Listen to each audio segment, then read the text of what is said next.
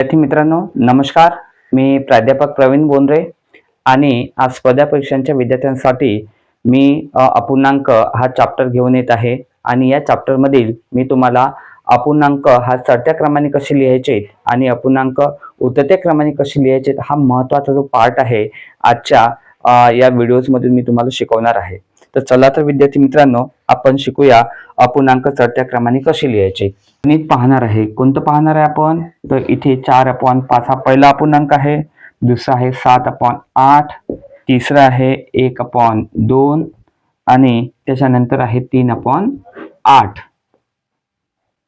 तर विद्यार्थी मित्रांनो आता आपल्याला काय करायचं आहे, हे जे चारही अपूर्णांक आहेत याचे छेद सारखे नाही आहे.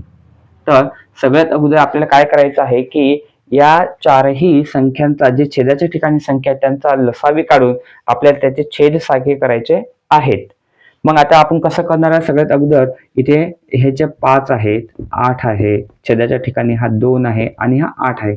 छेदाच्या ठिकाणच्या संख्यांचा आपल्याला लसावी काढायचा आहे. लसावी काढा.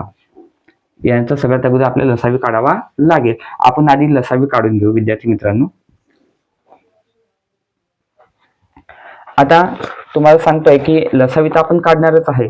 लसावी काढल्यानंतर या सगळ्यांचे छेद आपण काय करणार आहे? समान करणार आहे आणि त्यांचे छेद समान केल्यानंतर मग ज्या अपूर्णांकाचा अंश लहान तो अपूर्णांक लहान आणि आणि त्याच्यानंतर ज्या अपूर्णांकाचा अंश हा मोठा तो अपूर्णांक मोठा असणार आहे. पण हे केव्हा? सर्वांचे जे छेद आहेत हे सारखे असणार नाही. तर सगळ्यात अगोदर आपण लसावी काढून घेणार आहोत. तर विद्यार्थी मित्रांनो आता इथे आपण स्ट्रक्चर तयार करूया. तर इथं हे 5, त्यानंतर 8, 2 आणि 8. तर विद्यार्थी मित्रांनो लसावी काढणं सुद्धा मी तुम्हाला याच्यात शिकवतो आहे सोबत. तर आता काय करायचं? सर्वात अगोदर 2 भाग तोडायचा. आता या 5ला 2 भाग जात नाहीत म्हणून 5 जशा तसेच ठेवायचे. 8ला 2 भाग द्यायचे तर इथे 4 येतील. 2ला 2 भाग दिला तर इथं 1 येणार आहे. 8ला 2 भाग दिला तर किती येतील? इथे 4 येतील. परत या 4ला आणि या 4ला 2 भाग जातोय म्हणून आपण 2 भाग तोडणार आहे. 5ला 2 भाग जात नाही म्हणून 5 जशा तसेच ठेवायचे. 4ला 2 भाग दिले तर किती येतात? इथे 2 येतात. इथे 1 जसा तसाच लिहून घ्यायचा. 4ले 2 भाग गेला तर इथे 2 येणार आहेत. आता या 2ला आणि या 2ला 2 भाग जातो म्हणून परत 2 भाग द्यायचा. 5ला भाग जात नाही 2 म्हणून 5 जशा तसेच ठेवले. 2ला 2 भाग दिला तर इथे 1 येतोय. इथे हा 1 जसा तसाच लिहून घ्यायचा आणि 2ला भाग दिला तर इथे 1 येतो आहे. आणि विद्यार्थी मित्रांनो हा जो 5 आहे हा जसा तसाच इथे ठेवून घ्यायचा आहे. 5ला 5 कारण काय आहे आपल्याला सगळ्यात इथे 1 इथे 1 1 खाली सगळ्या ठिकाणी आपल्याला 1 1 आणायचे आहेत. मग 1 केव्हा येणार आहे? इथं 5ला 5ने जर भागितलं तर इथं 1 येणार आहे. म्हणून या 5ला 5नेच भागायचं आहे म्हणून इथे येतो 1. इथे पण 1 येतो, इथे पण 1 येतो आणि इथे पण 1 येतोय. तर आता विद्यार्थी मित्रांनो आता लसावी कसा निघणार आहे? तर हे जे 2 आहेत 2 हे 2 हे 5 या संख्यांचा काय करायचा? गुणाकार. म्हणजे 2 गुणिला 2 गुणिला 2 गुणिला 5. मग आता 5 दुनी 10, 10 दुनी 20, 20 दुनी किती होता? 40. तर इथे किती येणार आहे? 40 येणार आहे. तर लसावी किती येतो विद्यार्थी मित्रांनो? लसावी येतोय 40. मग आता हे जे अपूर्णांक आहेत या अपूर्णांकाच्या छेदात आपल्याला लसावी एवढी संख्या आणायची आहे. तर आता ती कशी आणणार? तर ते आपण बघणार आहोत. फार मजेशीर एक्झाम्पल आहे. इथे 4/5 हे अपूर्णांक परत आपण लिहून घेऊ. त्याच्यानंतर 7/8, त्याच्यानंतर 1/2 आणि 3/8. तर विद्यार्थी मित्रांनो लक्ष द्या. तर आता सगळ्या छेदाच्या ठिकाणी आपल्याला 40 एवढी संख्या आणायची आहे लसावी एवढी. मग आता ती कशी आणणार आहे? तर आता या 5ला कितीने गुणलं म्हणजे 40 येतील? तर 8ने. 8 पर्यंत किती होतात? 40. म्हणून छेदात जर आपण 8ने गुणलं तर अंशात सुद्धा आपल्याला काय करायचं? 8नेच गुणायचं आहे. त्यानंतर हा दुसरा अपूर्णांक आहे तर याच्या छेदात किती आहेत? 8 आहेत. तर 8ला कितीने गुणलं म्हणजे 40 येतील? 5ने. 5 8 40 होतात. म्हणून 7ला सुद्धा आपण 5नेच गुणायचं आहे. त्यानंतर विद्यार्थी मित्रांनो इथे 1/2 आहे. आता 2ला कितीने गुणलं म्हणजे 40 येतील? तर 20ने. म्हणून अंशाला सुद्धा 20नेच गुणायचं आहे. त्यानंतर इथे आहेत 8, तर या 8ला कितीने गुणलं म्हणजे 40 येतील? 5ने. मग इथे काय घेणार आहे आपण? 3. या 3ला सुद्धा आपल्याला काय करायचं? 5नेच गुणायचं आहे. तर विद्यार्थी मित्रांनो, अशा पद्धतीनं आता आपण ते अशा स्वरूपात त्याची मांडणी केलेली आहे. आता याचे गुणाकार आपण करून घेणार आहे. तर 4 गुणिले 8 म्हणजे किती होतात? 4 8 32. किती येतात? 32. 5 8 किती होतात? 40. त्यानंतर 7 गुणिले 5 म्हणजे इथे किती येतील? 35. आणि 8 पर्यंत किती होतात? इथे 40. त्यानंतर 1 गुणिले 20 म्हणजे इथे किती येतील? 20. आणि 2 गुणिले 20 म्हणजे इथे किती होतील? 40. आणि 3 गुणिले 5 म्हणजे किती होतात? इथे 15. आणि 8 पंच 40. तर विद्यार्थी मित्रांनो, अशा पद्धतीने आपण याचे जे छेद आहेत, तर छेदाच्या ठिकाणी आपण लसावी एवढी संख्या आणलेली आहे 40 प्रत्येक ठिकाणी. आता या सगळ्यांचे छेद झाले सारखे. आता आपल्याला तुलना करणं होणार आहे सोपी. आपल्याला काय करायचं? चढत्या क्रमाने अपूर्णांक लिहायचा आहे. मग चढत्या क्रमाने किंवा कसा लिहिणार आपण? तर त्याच्यासाठी आपल्याला सगळ्यात अगोदर सर्वात लहान अपूर्णांक लिहायचा आहे. मग त्याच्यापेक्षा थोडासा मोठा, त्याच्यापेक्षा थोडा मोठा, त्याच्यापेक्षा थोडासा मोठा, अशा पद्धतीने ते अपूर्णांक आपल्याला लिहायचे आहेत. मग त्याच्यामुळे सगळ्यात अगोदर सुरुवातीला आपण कोणता अपूर्णांक घेणार आहे? जो याच्यातला लहान आहे तो, सर्वात लहान. मग सर्वात लहान अपूर्णांक कोणता समजणार आहे आपण? कारण छेद सर्वांचे सारखे आहेत. मग आता फक्त ज्याचा अंश लहान असेल, कारण छेद तर सर्वांचे सारखे आहेत. मग आता सर्वात लहान अपूर्णांक कोणता होणार? अंश लहान आहे. ज्याचा अंश लहान आहे तो अपूर्णांक आपण लहान समजणार आहे. मग आता याचा जो अंश आहे हा लहान आहे 15. मग त्याच्यामुळे आपण हा जो अपूर्णांक आहे हा सर्वात लहान अपूर्णांक आहे 15/40. कारण याचा जो अंश आहे, अंश किती आहे? 15 हा लहान आहे. कारण इथे 32 आहे, इथे 35 आहे, इथे 20 आहे. या तिघांपेक्षाही हा लहान आहे 15. म्हणून याचा अंश लहान असल्यामुळे हा आपण सुरुवातीला घेतला आहे, कारण हा अपूर्णांक सर्वात लहान होतो. मग आता याच्यापेक्षा थोडासा मोठा अपूर्णांक कोणता मोठा आहे? तर या 15 पेक्षा 20 ही संख्या मोठी येते. त्याच्यामुळे या अपूर्णांकापेक्षा हा अपूर्णांक थोडासा मोठा आहे, म्हणून त्याच्यानंतर आपण तो लिहून घेणार आहे 20/40. त्यानंतर विद्यार्थी मित्रांनो, आता याच्यापेक्षा कोणता मोठा होणार आहे? तर या 20 पेक्षा हे 32 मोठे येतात. तर त्याच्यामुळे या 20/40 या अपूर्णांकापेक्षा थोडासा मोठा होतो हा 32/40 हा अपूर्णांक, म्हणून हा आपण इथे लिहून घेणार आहे 32/40. आणि त्याच्यानंतर याच्यापेक्षा थोडासा मोठा अपूर्णांक कोणता होणार आहे? कारण इथे किती आहेत आता? 35. याचा जो अंश हा सर्वात मोठा आहे, म्हणून हा सर्वात मोठा अपूर्णांक होतो. म्हणून हा सर्वात शेवटी घेतला आपण 35/40. कारण आपल्याला चौथ्या क्रमाने लिहायचा आहे, म्हणून आपण सर्वात लहान अपूर्णांक आधी लिहिला, मग त्याच्यापेक्षा थोडासा मोठा लिहिला, त्यानंतर त्यापेक्षा थोडासा मोठा लिहिला, आणि सर्वात शेवटी सर्वात मोठा लिहिला आहे आपण अपूर्णांक. आणि याची तुलना कशाच्या स्वरूपात केली आपण? कारण त्यांचे सर्वांचे छेद सारखे आहेत.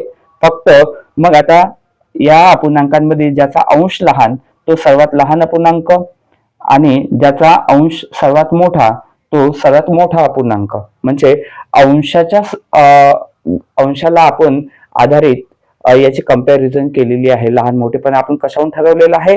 त्याच्या अंशाच्या आधारावरती आपण ठरवलेला आहे. तर विद्यार्थी मित्रांनो, आता याचे भाग तोडून घ्या. तर इथं 5ने भाग जाईल याला, तर इथे किती येणार आहे? 15ला 5ने भाग दिला तर 3. इथे किती येणार आहे? तर 5ने भाग दिला तर इथे येणार आहेत 8. इथे किती येणार आहेत विद्यार्थी मित्रांनो? 5ने भाग दिला तर 5 चूक 20 होतात. इथे किती होतील? 5 8 40. इथे येतील 8. त्यानंतर इथे किती येणार आहेत? तर इथे येणार आहेत 32/40 आहेत. तर इथे कितीने भाग देऊ आपण? आता इथे विद्यार्थी मित्रांनो, हे जे 4/8 लिहिले आपण, तर याचं अधिक सरळ रूप करून देऊ. 4 1 4, 4 2 8, म्हणजे इथे 1/2 लिहू आपण सरळ सरळ. किती लिहिणार आपण? 1/2. किंवा आपण असं पण करू शकतो, इथे 20 1 20, 20 2 40, म्हणजे इथे किती येतील? 1/2. इथे सरळ सरळ आपण भाग तोडून घेऊ. 20 1 20, 20 2 40, म्हणजे 1/2 आपण इथे घेणार आहोत. त्यानंतर 32/40, तर इथे 8ने भाग जाणार आहे. 8 चूक 32 आणि 8 पंच 40. इथे 4/5 येते. इथे 5ने भाग जाणार आहे, तर इथे 5ने भाग दिला तर इथे वर येतील 7, खाली किती येणार आहेत? 8. 7/8 येते. तर विद्यार्थी मित्रांनो, अशा पद्धतीनं हे जे अपूर्णांक आहेत हे आपण काय केलं? चढत्या क्रमाने लिहिलेले आहे. त्याच्यातला सर्वात लहान अपूर्णांक कोणता येणार आहे? हा 3/8 हा सर्वात लहान अपूर्णांक. हा 1/2 याच्यापेक्षा थोडासा मोठा येणार आहे. हा 4/5 ह्या आधीच्या पेक्षा थोडासा मोठा येणार आहे. हा 7/8 आधीच्या पेक्षा थोडासा मोठा येणार आहे. तर अशा पद्धतीनं आपल्याला काय करायचे आहे? अपूर्णांक हे चढत्या क्रमाने लिहायचे आहेत. त्या पद्धतीनं विद्यार्थी मित्रांनो, तुम्हाला जे अपूर्णांक आहेत हे चढत्या क्रमाने कसे लिहायचे तर हे या गणितावरून तुम्हाला निश्चितच लक्षात येणार आहे. तर त्यानंतर आपण एक दुसरं गणित बघणार आहे. उतरत्या क्रमाने आपण अपूर्णांक कसा लिहू शकतो. तर विद्यार्थी मित्रांनो, एक दुसरं एक्झाम्पल सांगतोय मी तुम्हाला.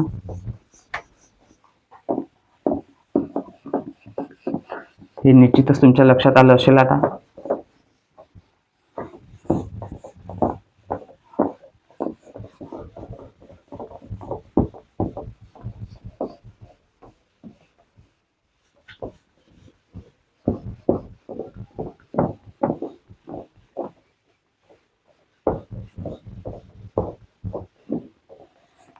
दुसरं एक्झाम्पल घेतोय आपण. 1 5/6 त्यानंतर 1/2 हे जे अपूर्णांक आहेत, ह्या ज्या संख्या आहेत, यांना आपल्याला काय करायचं आहे? उतरत्या क्रमाने लिहायचे आहेत. उतरत्या क्रमाने लिहा. आता उतरत्या क्रमाने कसं लिहायचं? तर आता ही जी संख्या आहे पहिली, तर याला आपण 1/1 अशा स्वरूपात लिहून घेणार आहे. त्यानंतर हा दुसरा अपूर्णांक घेणार आहे आपण 5/6. तिसरा अपूर्णांक घेणार आहे 1/2. तर विद्यार्थी मित्रांनो, आपल्याला काय करायचं आहे? सगळ्यात अगोदर तर याचे छेद सारखे करायचे आहेत तिघांचे सुद्धा. मग त्याचा आपल्याला काय करायचं आहे? लसावी काढायचा आहे. तर विद्यार्थी मित्रांनो, तर आता याच्यामध्ये लसावी जो आहे, तर पहा लसावी इथे या संख्यांचा काय 1 6 आणि 2. याच्यामध्ये मी तुम्हाला शॉर्टमध्ये सांगतो की ज्या लहान संख्या असतात, लहान संख्यांनी जर त्या ग्रुपमधील मोठ्या संख्येला जर भाग जात असेल तर त्या ग्रुपमधली जी सर्वात मोठी संख्या असते तोच त्याचा लसावी असतो. तर विद्यार्थी मित्रांनो, मी परत एकदा सांगतो, इथे ही 1 6 आणि 2 आहेत. तर आता याच्यातला 1नी आणि या 2नी या 6ला भाग जातो, बरोबर आहे. त्याच्यामुळे काय होतं की याच्यातला हा जो 6 आहे हाच लसावी राहणार आहे. तर विद्यार्थी मित्रांनो, आपल्याला काय करायचं आहे की छेदाच्या ठिकाणी लसावी एवढी संख्या आणायची असते. तर आता याचा लसावी किती राहणार आहे? लसावी राहणार आहे याचा 6. कारण काय सांगितलं? कारण हे सांगितलं की जो ग्रुप आहे 1 6 आणि 2 या ग्रुपमधील ज्या लहान संख्या असतात, लहान संख्यांनी त्या ग्रुपमधील सर्वात मोठ्या संख्येला जर भाग जात असेल तर त्या ग्रुपमधील सर्वात मोठी संख्या हीच लसावी असते. म्हणजे इथे लसावी कोणता राहणार आहे? 6 राहणार आहे. तर विद्यार्थी मित्रांनो, आपण लसावी इथे घेतोय 6. पण आता पुढे काय करायचं आपल्याला? पुढच्या स्टेपमध्ये या छेदाच्या ठिकाणी लसावी, प्रत्येक ठिकाणी आपल्याला लसावी एवढी संख्या आणायची आहे. मग आता पहिला अपूर्णांक काय होता? 1/1. दुसरा काय आहे? 5/6. तिसरा काय आहे? 1/2. तर विद्यार्थी मित्रांनो, आता आपल्याला काय करायचं आहे की आपल्याला इथे आधी छेद सारखे करून घ्यायचे आहेत. लसावी एवढी संख्या तिथे आणायची आहे. मग आता इथे काय होता? 1 होता. या 1ला कितीने गुणायचं आहे? मग आपल्याला 6ने. तर तेव्हा 6 येणार आहे छेदामध्ये. मग आता खाली जर 6ने गुणलं तर वर सुद्धा एकाला 6ने गुणायचं आहे. त्यानंतर इथं दुसरा अपूर्णांक आहे. आता इथं 5/6 आहे ऑलरेडी. तर इथे 6 ऑलरेडी आहे. त्याच्यामुळे मग इथे कशाने गुणायचं काम पडणार नाही, कारण इथे ऑलरेडी 6 आहेत. तर त्याच्यामुळे हा जो अपूर्णांक आपण जसा तसाच ठेवणार आहे, याला हात लावायचं काम नाही. त्याच्या बाजूचा जो आहे 1/2 आहे. तर या 2ला काय करायचं? 3ने गुणायचं. म्हणजे खाली किती येतील? 6 येतील. लसावी एवढी संख्या येईल. आणि याला 3ने गुणलं तर वरच्याला सुद्धा 3ने गुणायचं आहे. मग आता विद्यार्थी मित्रांनो, आता 1 गुणिले 6 म्हणजे किती येतात? 6. 1 गुणिले 6 म्हणजे 6. आता इथे किती येतात? 5/6. आणि इथे 1 × 3 म्हणजे 3 आणि 2 × 3 म्हणजे किती होता 6. आता या प्रत्येक ठिकाणी आपण काय केले, याचे जे छेद आहेत हे आपण सारखे सारखे करून घेतलेले आहेत. प्रत्येक ठिकाणी छेद सारखे केले.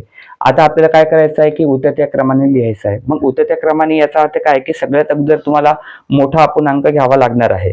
मग आता विद्यार्थी मित्रांनो, आता या तिघांचे छेद हे सारखे सारखे आहेत. मग आता याच्यातला सर्वात मोठा अपूर्णांक आणि सर्वात लहान अपूर्णांक कशाच्या बेसवर आपण ठरवतो, तर त्याच्यामधील अंशांच्या बेसवरती आपण ठरवत असतो. मग आता याच्यातला सर्वात मोठा अपूर्णांक कोणता आहे, तर हा आहे. कारण काय आहे, कारण याचा अंश सर्वात मोठा आहे 6. तर त्याच्यामुळे आपण सर्वात मोठा अपूर्णांक सुरुवातीला आपण घेणार आहे. मग आता कोणता घेणार आहे आपण, 6/6 हा सर्वात मोठा अपूर्णांक होणार आहे. मग आता विद्यार्थी मित्रांनो, आता याच्यातला सर्वात लहान अपूर्णांक कोणता आहे, सर्वात लहान अपूर्णांक जर म्हटलं तर हा राहणार आहे, कारण याचा जो अंश आहे हा सर्वात लहान आहे 3. बरोबर आहे, पण हा सर्वात लहान आहे. मग आता या 6 पेक्षा थोडासा लहान अपूर्णांक कोणता आहे, तर याच्यामध्ये विद्यार्थी मित्रांनो थोडासा जर लहान म्हटलं तर हा येणार आहे 5/6. ते इथे 5/6 हा लिहून घे आहे आपण, कारण याचा अंश काय थोडासा लहान आहे 6 पेक्षा, म्हणून हा 6/6 पेक्षा थोडासा लहान अपूर्णांक होणार आहे. आणि सर्वात लहान कोणता होणार आहे, तर 3/6, कारण याचा अंश सर्वात लहान आहे. तर विद्यार्थी मित्रांनो हा 3/6 हा सर्वात लहान होणार आहे. तर विद्यार्थी मित्रांनो अशा पद्धतीने याचे भाग तोडून घ्यायचे. 6/6 म्हणजे 1, त्यानंतर हे 5/6 आणि हे 3×1=3, 3×2=6, 1/2. तर विद्यार्थी मित्रांनो अशा पद्धतीनं हे अपूर्णांक आपल्याला उतरत्या क्रमाने आपण लिहिलेले आहेत. हा 1 म्हणजे सर्वात मोठा येतोय, त्याच्यानंतर त्याच्यापेक्षा थोडासा लहान 5/6 येतो, 5/6 पेक्षाही लहान हा 1/2 येतो. अशा पद्धतीनं हे आपण उतरत्या क्रमाने लिहिलेले आहेत. तर विद्यार्थी मित्रांनो त्याच्यासोबतच मी तुम्हाला अधिक काही गणित तुम्हाला सांगतो आहे.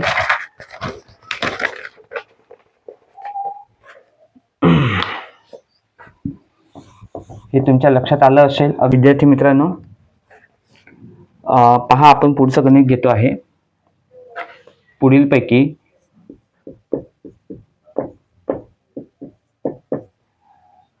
सर्वात मोठा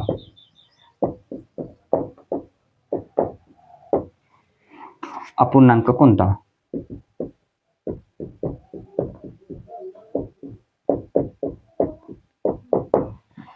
आता विद्यार्थी मित्रांनो पहिला आपल्याला दिलेला आहे 11/12, दुसरा दिला आहे 16/17, तिसरा दिला आहे आपल्याला 13/14 आणि चौथा दिला आहे आपल्याला 17/18.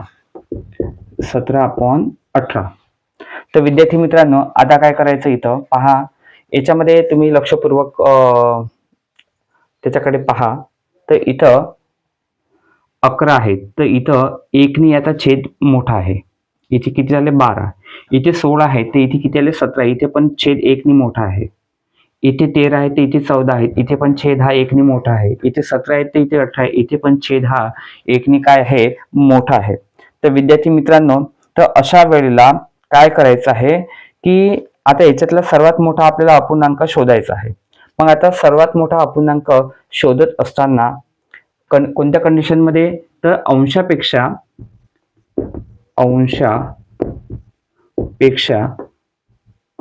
छेद हा 1ने मोठा असतो. त्यावेळेला ज्या अपूर्णांकाचा छेद हा सर्वात मोठा असतो तो अपूर्णांक हा सर्वात मोठा असतो. आता या चारही अपूर्णांकांमध्ये काय आहे की अंशांपेक्षा छेद हा एका एकाने मोठा आहे. इथे 11 आहेत तर इथे झाले 12, इथे 16 आहेत तर 17 आहेत, इथे 13 आहेत तर इथे 14 आहेत, इथे 17 आहेत तर इथे 18 आहेत. तर अंशापेक्षा छेद हा एका एकाने मोठा आहे. त्यामुळे या चारही अपूर्णांकांमधून हा जो 4 नंबरचा जो अपूर्णांक आहे याचा जो छेद आहे हा आहे सर्वात जास्त 18. तर त्यामुळे हा जो अपूर्णांक आहे 4 नंबरचा, हा अपूर्णांक सर्वात मोठा होणार आहे. याचं उत्तर कोणतं राहणार आहे? उत्तर राहणार आहे याचं 17/18. कारण काय आहे, याचा छेद हा सर्वात मोठा आहे. तर विद्यार्थी मित्रांनो, अशा पद्धतीनं अतिशय सोपी आहे. अंशापेक्षा छेद हा एकने मोठा असतो, त्यावेळेला ज्या अपूर्णांकाचा छेद हा सर्वात मोठा असतो तो अपूर्णांक हा सर्वात मोठा असतो. अशा पद्धतीने याचं उत्तर काय राहणार आहे? 17/18. कारण चारही अपूर्णांकांमधून चौथ्या अपूर्णांकाचा जो छेद आहे हा सर्वात मोठा आहे 18, म्हणून आपण त्याला सर्वात मोठा अपूर्णांक असं म्हटलेलं आहे. त्यानंतर विद्यार्थी मित्रांनो, मग आता आपण काय करणार आहे, तर आता आपण पुढचं गणित पाहणार आहे. आता आपण पुढचं गणित घेतो आहे.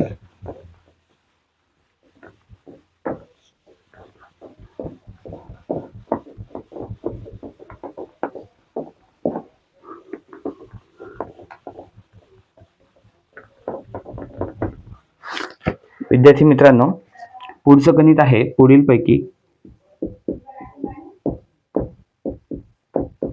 पुढीलपैकी सर्वात मोठा अपूर्णांक कोणता?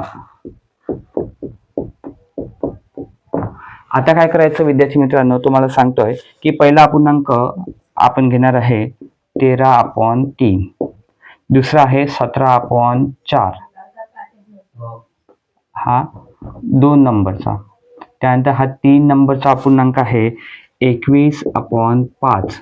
त्यानंतर हा 4 नंबरचा अपूर्णांक आहे 25/6. तर विद्यार्थी मित्रांनो, आता याच्यामध्ये एक नवीन स्थिती तुम्हाला दिसणार आहे. हा जो अंश आहे, हा अंश जो आहे हा किती आहे? इथे 3 आहे, तर इथे किती आहे? 13 आहेत. तर पहा, लक्ष द्या, 3 गुणेला 4 केले तर किती होतात? 12. या 12त 1 मिळवला तर काय येतो? 13. म्हणजे खालच्या संख्येच्या म्हणजे अंश छेदाच्या चौपटीपेक्षा एकने अंश मोठा आहे. छेदाच्या चौपटीपेक्षा अंश हा एकने मोठा आहे. ठीक आहे. पहिल्या अपूर्णांकामध्ये सुद्धा तेच कंडिशन तुम्हाला पाहायला भेटली. आता दुसऱ्या अपूर्णांकामध्ये पहा. दुसऱ्या अपूर्णांकामध्ये सुद्धा तुम्हाला इथे 17/4 आहे. तर छेदाच्या ठिकाणी किती आहे? 4. म्हणजे 4 ची जर चौपट केली तर म्हणजे 4 गुणिले 4 केले तर किती येतात? 16. 16 मध्ये 1 मिळवलं तर किती येतात? 17. तर इथे 4 आहे तर इथे किती आहे? 17 आहेत. म्हणजे छेदाच्या चौपटीपेक्षा एकने अंश हा मोठा आहे. त्यानंतर विद्यार्थी मित्रांनो, इथे जर तुम्ही पाहिलं, म्हणजे पहिल्या अपूर्णांकात जशी कंडिशन होती तशीच कंडिशन सेकंड अपूर्णांकामध्ये सुद्धा आहे. तिसऱ्या अपूर्णांकामध्ये सुद्धा 5 आहे, ते इथे 21 आहे.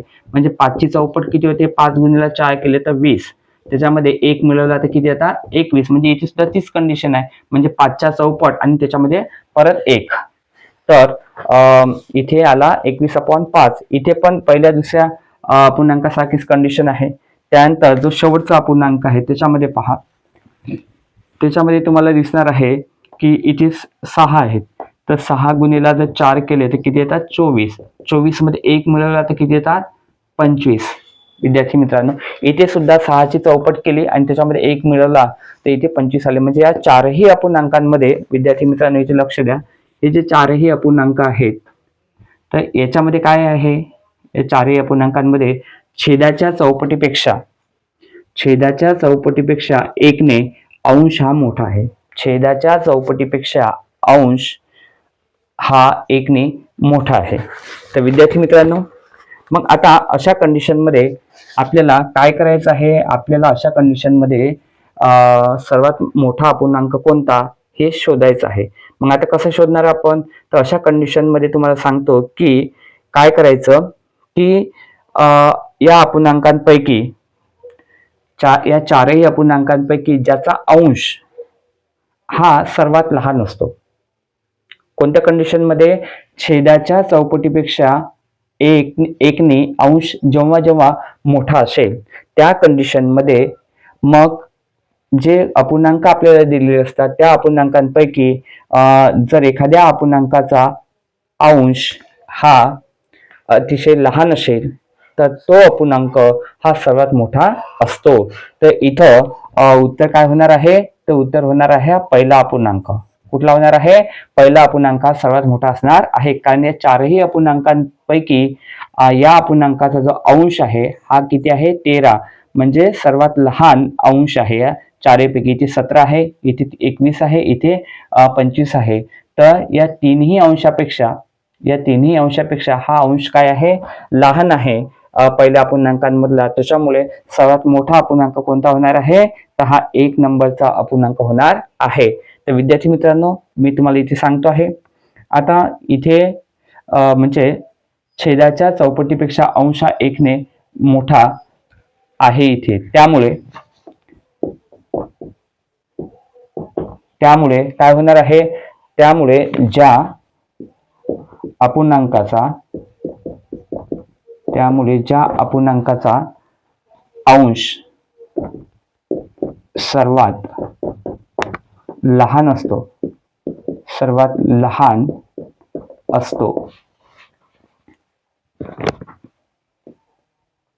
तेव्हा तो अपूर्णांक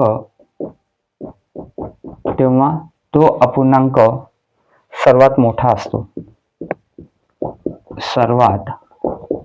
मोठा असतो. तर इथे उत्तर काय होणार आहे? उत्तर होणार आहे इथं 13/3. तर विद्यार्थी मित्रांनो, अशा पद्धतीनं आपल्याला याच्यातील सर्वात मोठा अपूर्णांक हा शोधता येतो. ठीक आहे. तर ह्या कंडिशन्स तुमच्या लक्षात आल्या असतील. विद्यार्थी मित्रांनो, आजच्यासाठी आपण एवढंच शिकणार आहोत आणि बाकीचे जे गणित आहेत आपण पुढच्या व्हिडिओजमध्ये आपण बघणार आहोत. तर विद्यार्थी मित्रांनो, निश्चितच आपण जे माझं यूट्यूबचं चॅनल आहे professor Praveen Bondre motivational speaker नावाचं हे चॅनल तुम्ही निश्चित बघा. तुम्हाला खूप सगळा फायदा होणार आहे आणि नवीन नवीन प्रकारचे गणित तुम्हाला शिकायला मिळतील. आणि जे तुमचे मित्र मैत्रिणी स्पर्धा परीक्षांची तयारी करत असतील त्याच्यामध्ये मग पोलीस भरती, तलाठी, banking, railway, staff selection commission, PSI, STI, राज्यसेवा अशा ज्या परीक्षांची तयारी करतात त्या विद्यार्थ्यांना सुद्धा हे जे चॅनल आहे यूट्यूबचं बघायला सांगा आणि त्यांचा सुद्धा खूप सगळा फायदा होणार आहे. त्यांना चॅनलला सबस्क्राईब करायला लावा, व्हिडिओला लाईक करायला लावायचं आणि मित्रमैत्रिणींना या चॅनलचे जे व्हिडिओज आहेत हे शेअर करायला सुद्धा सांगायचे. तर चला ते विद्यार्थी मित्रांनो, मी आपली रजा घेतोय. Thank you so much.